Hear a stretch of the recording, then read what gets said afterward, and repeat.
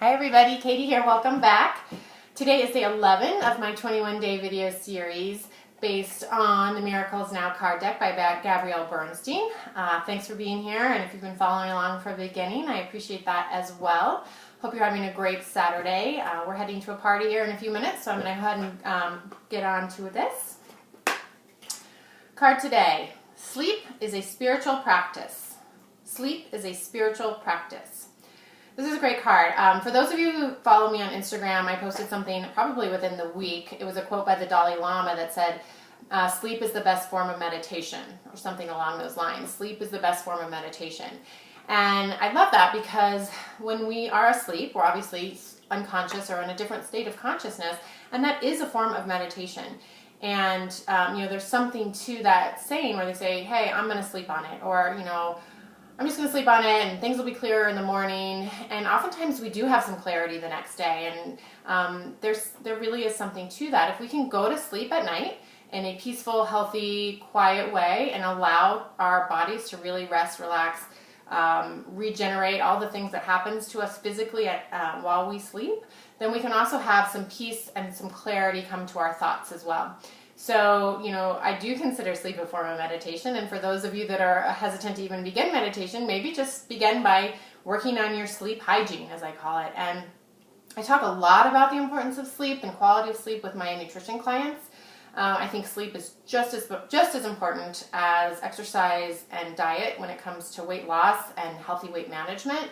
I call them the big four, and it's obviously fitness, diet, sleep, and stress. Those are my big four. I think if any of those are out of whack, you're not going to be successful in your weight ventures. But focusing on sleep in particular, there's a couple of things that happen at night when we sleep. First of all, we are in a fasted state, and therefore our body does kind of draw off our fat stores, if you will. It's also a time that our hormones need to be in the right flux, if you will. Cortisol needs to be low to allow us to sleep. Our growth hormone is released at night, which is going to help burn fat. It's going to help build lean muscle.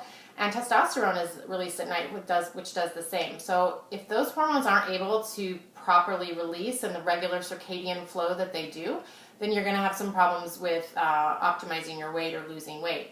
So from a physical standpoint, that's obviously really important that we're getting quality sleep at night.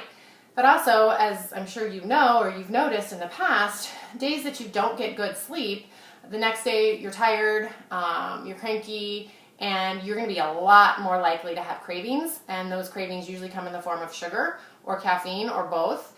And sometimes we need that caffeine just to kind of get us through the day, but usually that just drives cravings for later. So think about the days that you're particularly tired or run down. Like, you're not really craving like vegetables, right? You're craving like some sugar or some like crunchy, salty chips. Like, you kind of looking for that quick energy.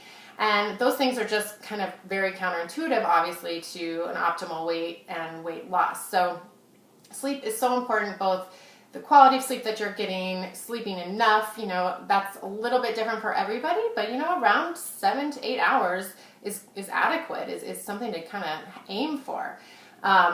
So sleep is so important for so many reasons, and to view it like this card says as a spiritual practice, I think is a great way to look at it. Like, if we start putting as much emphasis on the quality of our sleep towards our health, towards our spiritual health, towards our emotional health, then we might see some huge changes. So I know that when I'm sleep deprived, or when my kids have been sick and I've been up with them, my whole day is kind of a little off, and it's easy to kind of fall into some old habits of maybe too much caffeine, or maybe snacking too much, kind of whatever's going to make you feel better in the moment. And so just recognizing that and making sure that the next night that you can, getting the best sleep that you can.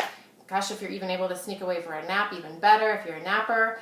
And also just really having a nice winding down routine at night. I mean, trying to avoid screen time if possible, not looking at your cell phone until the very last minute before you close your eyes, maybe taking a couple minutes to do a little prayer or a little meditation, maybe a little stretching, anything to just kind of quiet you, settle you down, and set your body up for the most adequate and healthy, nourishing sleep that you can get, because it will help all aspects of your health, both mentally, physically, and spiritually. So I think you could definitely take a lot from this card. You could take it a lot of different ways.